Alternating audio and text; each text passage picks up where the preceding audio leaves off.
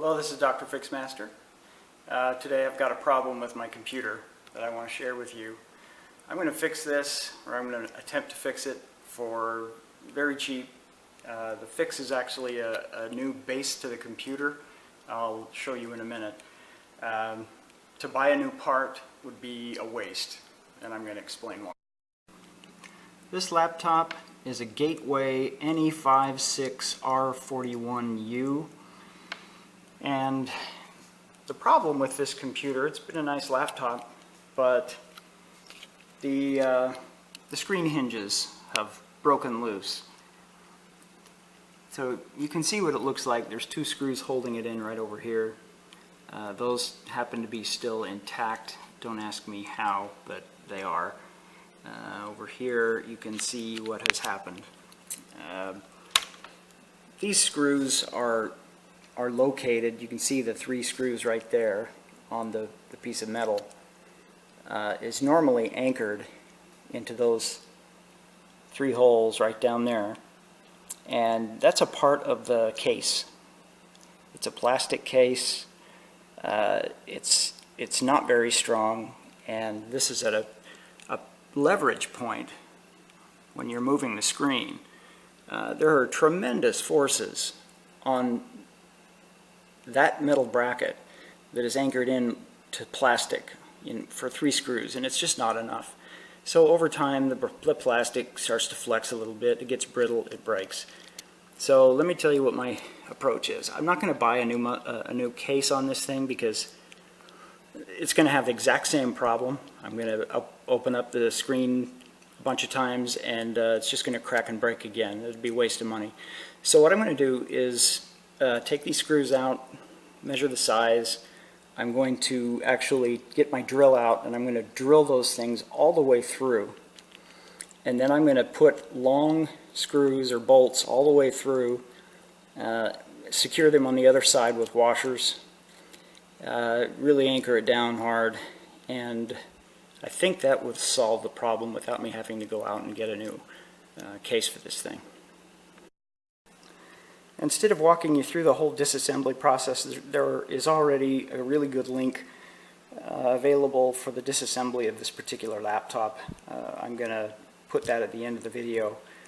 But I want to show you, you might be leery of my solution because you think, okay, well, the laptop's going to sit on a tabletop and I don't want screws or nuts, bolts, heads, or anything like that scratching my tabletop.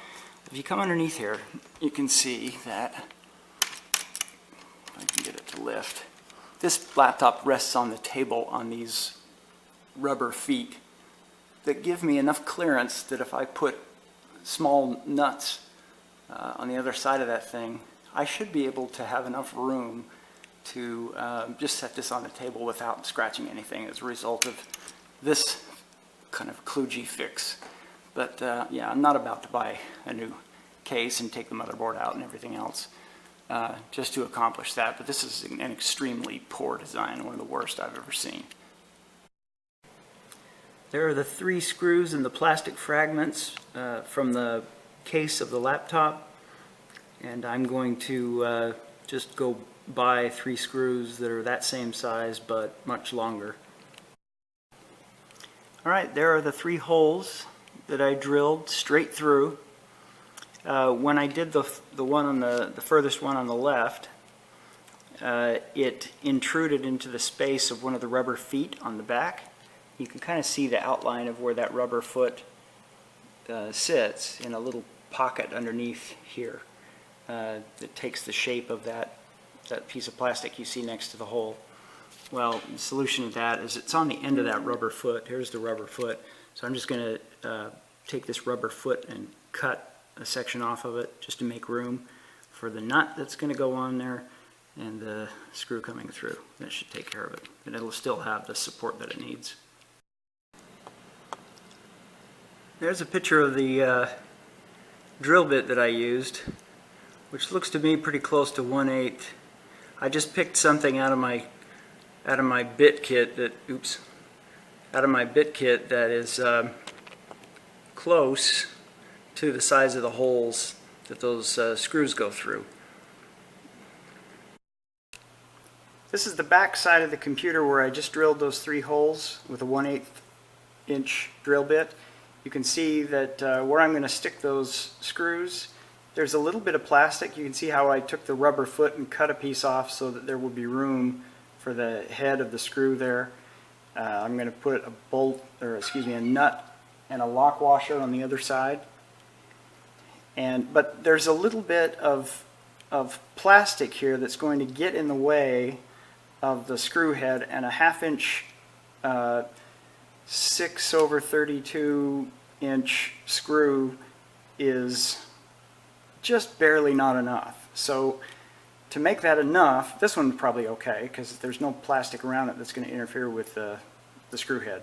But over here, I'm just going to, you either need to grind off just a little bit of plastic on the side to make the screw head flush all the way around this hole.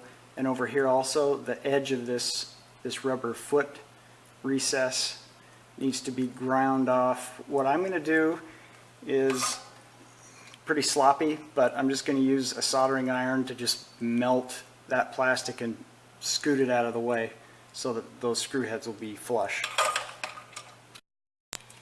That's what those holes look like when I cleaned up or melted around the edges to make room for the screw heads and cleaned it up a little bit. Not much, but you know, it doesn't have to be pretty. There are the 3 screws. I've threaded 3 1/2 inch long. They are 6/32 wide, 1/2 inch long machine screws that I've threaded up through those holes. And as you can see, it's the heads of those things are well within the reaches of that rubber boot, so it's not going to scratch tabletops.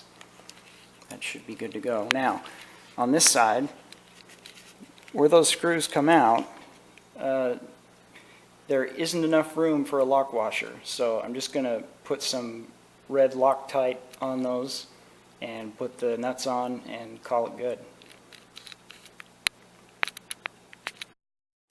That's what it looks like when it's all put together. The nuts are on the ends of those screws, and that is much beefier than it was before, so hopefully that will last. I'm going to put it all back together now and give it a test. I guess I can show you this before I put it all back together, that this door functions now, and there's not that snap, crackle, and pop that used to occur whenever you would open the thing. I've got to put my elbow on this so I can get it back open, but you can see that there's a lot of force generated on those points, and if this has happened to mine, this is going to happen to, I'm guessing, almost every one of these types of laptops out there. Sooner or later, these hinges are going to go, and this is how you're going to fix it. Happy fixing. Thanks for watching.